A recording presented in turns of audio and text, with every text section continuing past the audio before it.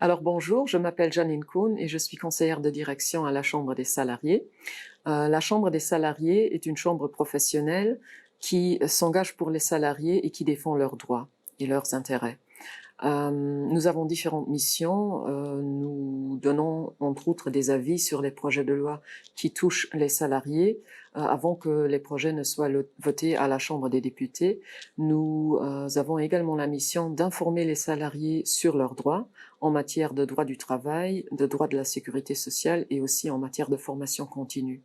C'est pour ça que nous sommes là aujourd'hui avec ma collègue Françoise Schmitt et nous allons vous présenter les différents dispositifs légaux qui existent au niveau de la formation continue, donc des dispositifs qui vous permettent de mieux gérer votre temps quand vous faites de la formation continue et qui vous permettent éventuellement d'avoir un soutien financier. Alors voici un petit aperçu des dispositifs existants. Vous voyez qu'il y a des dispositifs légaux qui concernent l'organisation du temps de travail, comme les congés, et vous voyez que d'autre part, il y a des aides financières qui peuvent être sollicitées pour la formation continue. Donc nous allons voir tous ces dispositifs-là par la suite. Alors nous allons commencer par le congé individuel de formation. Le congé individuel de formation est un congé qui a été créé pour permettre aux salariés de se libérer de leur travail, pour suivre des cours et pour effectuer d'autres activités en lien avec une formation continue, comme par exemple rédiger un mémoire ou se préparer à un examen. Le congé individuel a deux grands avantages. Le premier, c'est que c'est un congé rémunéré, c'est-à-dire que le salarié qui prend ce congé aura droit à une indemnité compensatoire durant les jours où il prend le congé formation. Le deuxième avantage, c'est que c'est un congé qui peut être pris pour des projets qui ne sont pas en lien avec le travail actuellement exercé. C'est-à-dire qu'on peut prendre un congé individuel de formation pour des formations qui vous permettent de vous reconvertir ou pour changer de carrière. Est-ce qu'on peut prendre le congé pour n'importe quelle formation? Oui, il y a très peu de restrictions. Le congé peut être pris pour des formations qui ont lieu en journée, mais également pour des formations qui ont lieu le soir ou le week-end. Donc là, il n'y a pas de conditions à respecter. Et il peut être pris à la fois pour des formations en présentiel et pour des formations à distance ou en blended learning. Donc, en fait, l'éligibilité, c'est plutôt une question des offreurs de formation. Donc, nous allons voir les différents offreurs de formation dont les formations sont éligibles. Mais ici encore, vous voyez qu'il y a très peu de restrictions et que la palette d'offreurs éligibles est très large. Une formation donne droit au congé individuel de formation lorsqu'elle est organisée par un des organismes de formation énumérés sur cette liste, qu'ils soient situés au Luxembourg ou à l'étranger. Ce sont les institutions qui bénéficient du statut d'école publique ou privée reconnue. Donc, ce sont les lycées et les universités, par exemple. Et ce sont également les offreurs institutionnels, tels que les chambres professionnelles, les communes, les ministères, les établissements publics, etc. Et on retrouve également des fondations ou associations agréées par le ministère de l'Éducation nationale, de même que tous les organismes de formation privés qui disposent d'une autorisation d'établissement au Luxembourg ou qui sont établis dans un pays de l'Union européenne et qui disposent dans ce pays d'une autorisation. Donc, une formation qui est offerte par un de ces offreurs de formation est éligible au titre du congé individuel. En principe, oui, à moins que la formation soit cofinancée dans le cadre d'un congé formation pour délégué du personnel. À ce moment, elle n'est pas éligible. Pareil, si les frais de salaire de la personne sont déjà cofinancés dans le cadre d'un plan de formation de l'entreprise. Donc là, on veut éviter un double financement de l'État. Si vous avez un doute sur l'éligibilité de votre formation ou l'éligibilité de l'offreur de formation, vous pouvez contacter directement le ministère de l'Éducation nationale qui saura vous donner des renseignements complémentaires là-dessus. Et qui peut demander un congé individuel de formation? Alors, ce sont les salariés qui ont une ancienneté de 6 mois auprès de leur employeur, mais également les personnes qui exercent une activité professionnelle libérale ou qui sont indépendants. Dans ce cas, ils doivent avoir exercé au Luxembourg pendant 2 ans au moins pour pouvoir solliciter le congé individuel de formation. Et ce qui est nouveau, ce sont également les apprentis qui se préparent à un concours international et les accompagnateurs des apprentis, c'est-à-dire leurs entraîneurs. Donc, c'est un entraîneur par candidat qui est éligible. Est-ce que la durée du congé individuel de formation correspond à la durée de la formation? Malheureusement, non. Le congé est seulement accordé pour un tiers de la durée de la formation. Donc, en fait, pour calculer le congé auquel on a droit, on prend toute la charge de travail globale de la formation. Donc, c'est à la fois la durée du temps que vous passez en classe, mais également le temps de révision à la maison, le temps de préparation de l'examen, éventuellement le temps pour rédiger un mémoire ou pour travailler sur un projet. Donc, on prend cette charge de travail global en heures et on divise par 24. Par exemple, imaginez que vous suivez une formation dont la charge de travail correspond à 52 heures. Vous prenez ces 52 heures, vous divisez par 24 et vous arrivez à un résultat de 2,16. Après, vous devez arrondir vers le bas et vous arrivez à 2 jours de congé formation. Donc, pour une formation de 52 heures, vous avez droit à 2 jours de congé formation. Maintenant, cette charge de travail globale, c'est l'organisme de formation qui doit l'attester. Donc, vous devez recevoir un certificat qui atteste que cette formation a une durée de X heures et cette attestation doit être soumise au ministère de l'Éducation nationale pour que eux, ils puissent se baser dessus pour calculer votre droit au congé. Si cette attestation fait défaut, donc si vous n'avez pas l'organisme de formation qui atteste la durée globale de formation, à ce moment, le ministère va se baser sur les horaires de cours pour calculer les jours de congé éligibles. Est-ce que le congé de formation est illimité? Non, vous avez droit à un maximum de 80 jours par carrière professionnelle et sur une période de 2 ans, c'est un maximum de 20 jours de congé que vous pouvez prendre. Cela correspond pour quelqu'un qui travaille à temps plein à 4 semaines.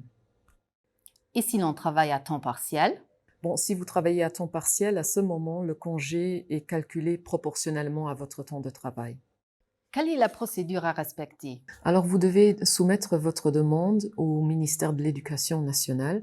Vous pouvez utiliser un formulaire préétabli et il faut que la demande arrive au ministère 2 mois avant le premier jour de congé sollicité. Bon, là, c'est important, ce n'est pas 2 mois avant le début de la formation, mais c'est 2 mois avant le premier jour de congé que vous souhaitez prendre. Donc, si vous commencez une formation, par exemple, en octobre, et que vous souhaitez prendre congé en janvier, vous n'avez pas besoin de soumettre votre demande en août, par exemple.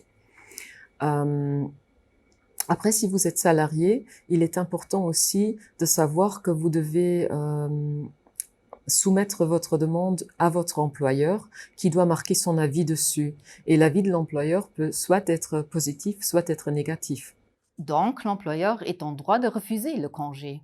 Non, il n'a pas le droit de le refuser complètement, mais il peut le différer. Donc, notamment si l'absence du salarié risque d'avoir une répercussion majeure, préjudiciable à l'exploitation de l'entreprise, ou si elle risque de perturber le déroulement harmonieux du congé annuel des autres salariés.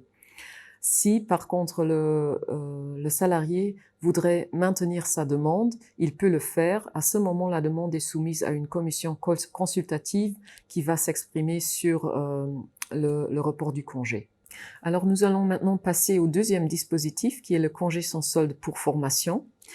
Le congé sans solde a des avantages et des désavantages par rapport au congé individuel de formation. Le grand avantage, c'est qu'il a une durée nettement plus longue.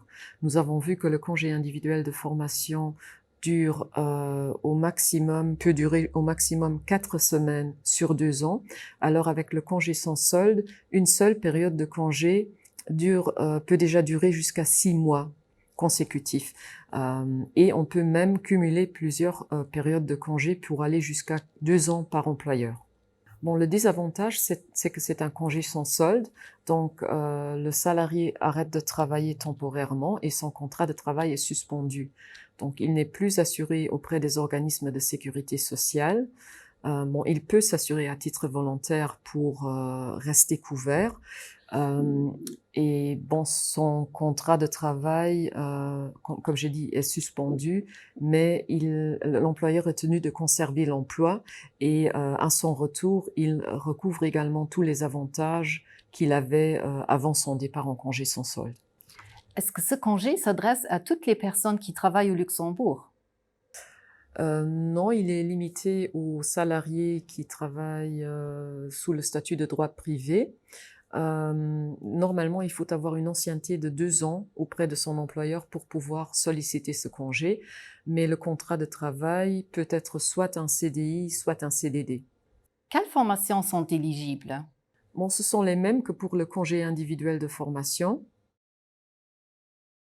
c'est-à-dire les offreurs de formation institutionnelle au Luxembourg et à l'étranger, comme les universités, les chambres professionnelles, les communes, et les offreurs de formation privée établis au Luxembourg ou dans un pays UE et qui disposent dans ce pays d'une autorisation d'établissement. Bon, vous pouvez consulter le détail des établissements éligibles sur notre site internet. Comment doit-on procéder pour déposer une demande? Alors, le congé sans solde n'est pas géré par une administration ou par un ministère, donc c'est un arrangement entre l'employeur et le salarié. Et la demande doit se faire directement auprès de l'employeur par lettre recommandée avec accusé de réception. Le salarié doit normalement observer un préavis qui peut être soit 2 mois, soit 4 mois selon la durée du congé sollicité.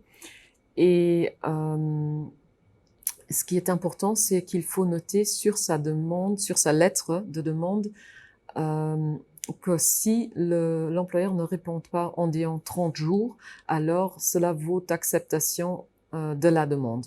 Donc, c'est-à-dire que l'employeur a 30 jours pour répondre à la demande et s'il ne répond pas dans ce délai, la demande est automatiquement acceptée, du moins pour la première période de congé sollicité. Est-ce que l'employeur a le droit de refuser la demande? Il peut reporter le congé pour certains motifs, notamment dans le cas où l'absence du salarié risque de gravement perturber l'organisation du travail. Il peut également refuser complètement le congé, mais seulement dans 2 cas, le cas où le salarié est un cadre supérieur et le cas où l'entreprise occupe normalement moins de 15 salariés. Donc voilà pour le congé sans solde. Nous allons maintenant passer au congé linguistique.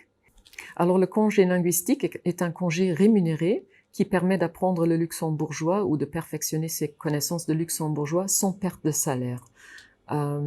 Mais il ne peut pas être pris pour apprendre une autre langue, comme par exemple l'anglais. À qui s'adresse-t-il? Il s'adresse aux salariés, mais également aux personnes qui exercent une activité professionnelle libérale ou indépendante. Et encore une fois, il y a une condition relative à l'ancienneté, c'est-à-dire que les salariés doivent avoir une ancienneté de service de 6 mois et les personnes qui exercent une activité professionnelle libérale ou indépendante doivent avoir exercé depuis au moins 6 mois au Luxembourg. Quelles formations sont éligibles? Encore une fois, ce sont les mêmes formations qui sont éligibles que pour le congé individuel de formation, c'est-à-dire ce sont les cours de luxembourgeois qui sont offerts par les acteurs institutionnels tels que les communes, les chambres professionnelles, les ministères, etc. Mais également les cours qui sont donc offerts par des organismes de formation privés du moment qu'ils ont le droit d'établissement au Luxembourg ou dans le pays UE dans lequel ils sont établis. Il y a aussi des conditions, des dispositions anti-cumul, c'est-à-dire que les formations qui sont déjà cofinancées par un autre dispositif tel que le congé formation pour délégués du personnel ou le plan de formation dans l'entreprise, ces formations-là ne sont pas éligibles. Quelle est la durée du congé? Le congé linguistique a une durée maximale de 200 heures par carrière professionnelle. Et ici, nous parlons donc d'heures, pas de jours de congé. Et ce qui est important, c'est qu'il faut prendre le congé linguistique en 2 tranches, normalement de 80 à 120 heures maximum chacune. Et pour accéder à la deuxième tranche, il faut avoir un certificat de réussite de la première tranche, respectivement un diplôme relatif à la première tranche. Quelles sont les démarches pour demander un congé linguistique? Donc il faut adresser une demande au ministère du Travail pour obtenir un congé linguistique. Il faut utiliser le formulaire préétabli, mais cette fois-ci, il n'y a pas de préavis à respecter, donc il suffit que la demande arrive avant le début des cours. Pour les salariés, il est encore une fois important que l'employeur marque son avis sur le formulaire de demande. Et encore une fois, l'avis peut être positif ou négatif, mais si l'employeur veut reporter le congé, à ce moment, il doit motiver cela, encore une fois, soit par le fait que l'absence du salarié aurait une répercussion majeure, préjudiciable à l'exploitation de l'entreprise, soit sur le déroulement harmonieux du congé des autres salariés. Alors, il existe encore un dernier dispositif qui permet aux salariés de mieux s'organiser en termes de gestion du temps pour faire de la formation continue. C'est l'aménagement personnel du temps de travail.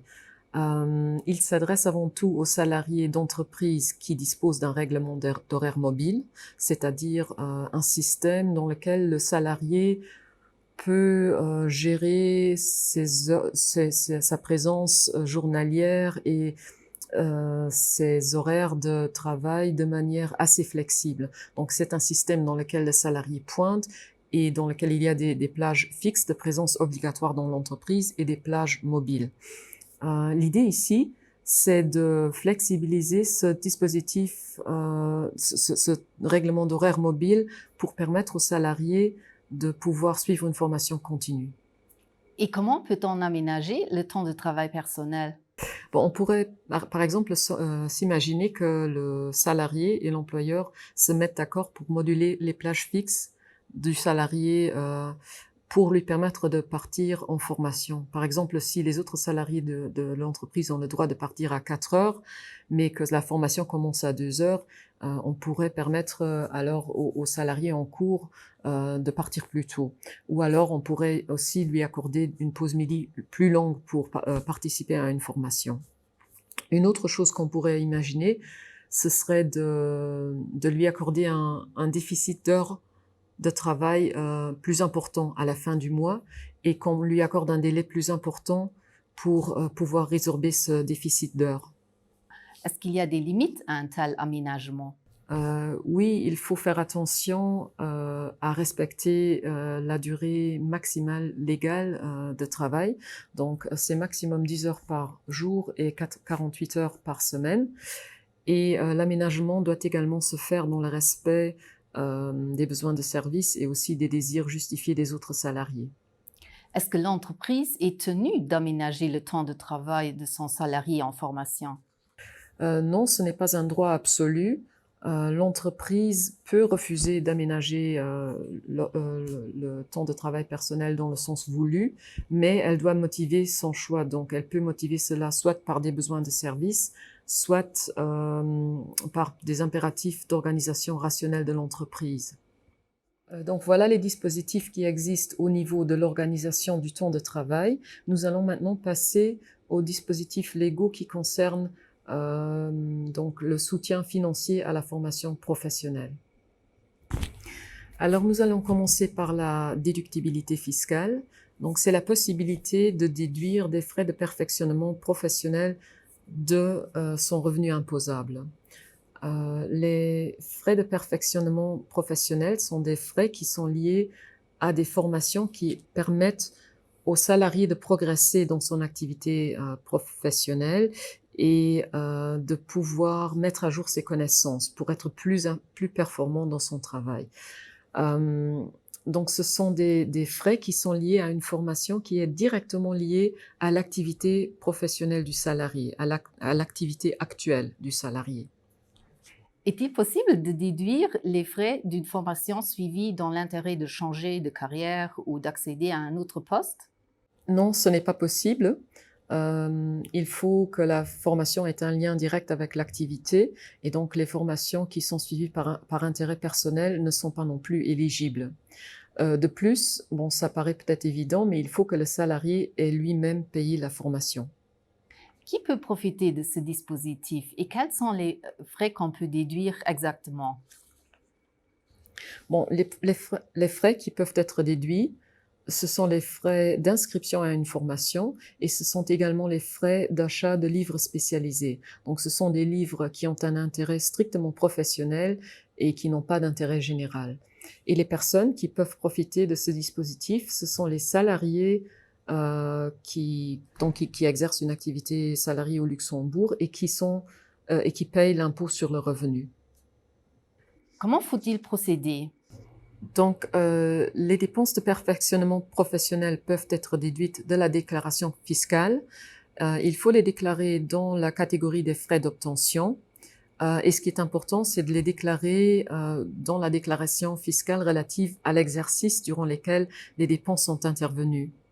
Donc, si vous suivez une formation longue sur 2-3 années, par exemple, et que vous avez payé les frais en octobre 2018, disons.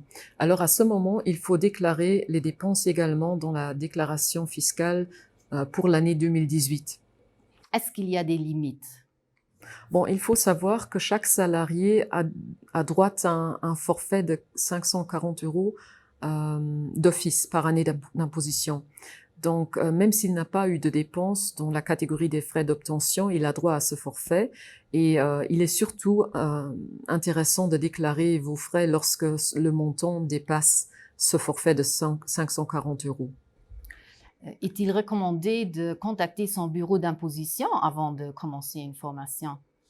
Oui, nous le recommandons parce que vous pourrez voir avec eux si la formation est éligible et à vous de motiver alors pourquoi cette formation vous fait progresser dans votre activité professionnelle actuelle. Alors, nous allons maintenant passer aux aides pour études supérieures. L'État luxembourgeois met à disposition des aides financières pour les étudiants qui sont inscrits dans un cycle d'enseignement supérieur. Pour être éligible, il faut être inscrit dans un programme d'études qui mène à un diplôme reconnu. Bon, les formations qui sont éligibles sont notamment les formations qui mènent à un BTS ou un bachelor, un master ou un doctorat. Il y a une liste des formations éligibles sur le site du CDIES que vous pouvez consulter. Est-ce qu'un programme d'études universitaires en formation continue est éligible également? Donc, pour obtenir une aide financière, il faut être inscrit dans un cycle d'études soit à temps plein, soit à temps partiel. Mais dans le cas où vous êtes inscrit à temps partiel, il faut que vous suiviez au moins 15 ECTS par semestre pour que la formation puisse être éligible. Et la plupart des études universitaires en formation continue répondent à ce critère. Est-ce qu'il y a d'autres conditions à remplir? Oui, il faut également remplir des conditions liées à la nationalité et au pays de résidence. Je ne vais pas aller dans le détail puisque c'est très compliqué, mais en principe, un ressortissant luxembourgeois ou un ressortissant de l'UE qui réside et travaille au Luxembourg aura droit à l'aide financière. Et pareil pour ses enfants. Par contre, si l'intéressé ne réside pas au Luxembourg, il doit y travailler pour être éligible. Et ici, les conditions varient selon que le demandeur est lui-même étudiant ou selon qu'il est le parent de l'étudiant. Est-ce que le montant de l'aide financière étatique est le même pour tous les étudiants? Non, le montant alloué varie en fonction de la situation financière de l'étudiant et des coûts qu'il doit supporter pour pouvoir effectuer ses études. Ainsi, le CDS, il prend en considération différents facteurs, notamment le revenu du ménage dans lequel l'étudiant vit, s'il a des revenus propres, s'il doit louer un logement à l'étranger et également s'il a des frais d'inscription à payer, par exemple. Donc, tous ces facteurs-là sont pris en considération pour calculer le montant de l'aide allouée à l'étudiant. Et il faut savoir qu'il y a une part qui peut être allouée sous forme de bourse et une autre part qui peut être allouée sous forme de prêt. Autre chose qu'il faut peut-être savoir, c'est que pour les étudiants qui ne résident pas au Luxembourg, il existe des dispositions anti-cumul avec des aides similaires dans leur pays de résidence. Pour avoir une idée plus claire, vous pouvez aussi vous rendre sur le site du CDS et consulter leur simulateur. Vous pouvez entrer vos différentes données et il vous aidera à calculer le montant de votre aide. Où faut-il postuler? Donc, une demande d'aide financière doit être introduite chaque semestre auprès du CDS à l'aide du formulaire préétabli. Si vous voulez, vous pouvez aussi l'envoyer de manière électronique via le site myguichet.lu. Ensuite, il existe également une aide financière pour demandeurs d'emploi. Elle s'adresse à des demandeurs d'emploi indemnisés ou non qui souhaitent suivre une formation continue et la faire cofinancer par l'Agence pour le développement de l'emploi. Quelles conditions sont à remplir? Il faut d'abord que le demandeur d'emploi soit inscrit auprès de l'ADEME et il faut que son projet, sa formation continue s'inscrive dans son projet professionnel. Donc, il doit motiver son choix et il doit voir avec son conseiller référent de l'ADEME pour monter un dossier et le soumettre à l'ADEME pour accord. Après, il faut également que le demandeur d'emploi ne bénéficie d'aucun autre soutien financier pour pouvoir être éligible. Comment l'aide est-elle attribuée? Le demandeur d'emploi doit préfinancer sa formation continue et à l'issue de la formation, il fait une demande auprès de l'ADEME pour la faire cofinancer. Donc, il doit prouver qu'il a participé à 80% des cours pour pouvoir obtenir ce remboursement des frais. Et alors, il se voit rembourser 75% des frais d'inscription à la formation, mais plafonné à une fois le montant mensuel du salaire social minimum.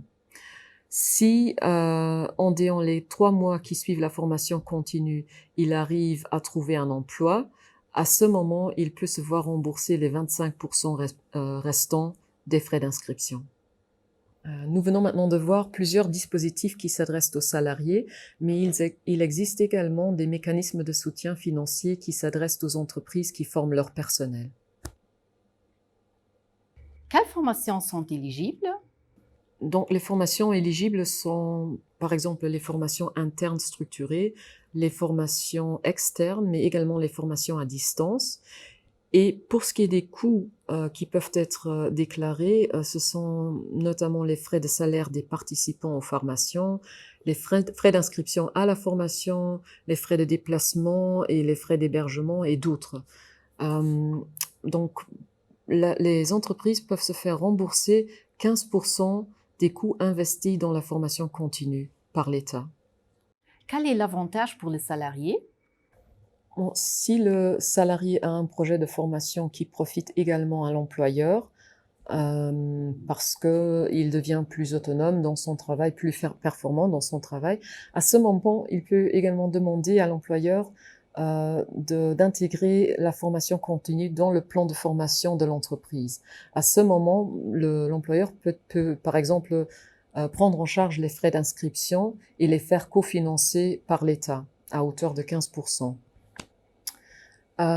Si le salarié arrive à négocier un accord avec l'employeur pour que sa formation soit intégrée dans le plan de formation, il peut également profiter par une compensation des heures de formation qui se situent en dehors des heures de travail. C'est-à-dire que s'il a suivi une formation en dehors des heures de travail, il peut obtenir un congé compensatoire éventuellement ou alors une indemnité pécuniaire pour le compenser.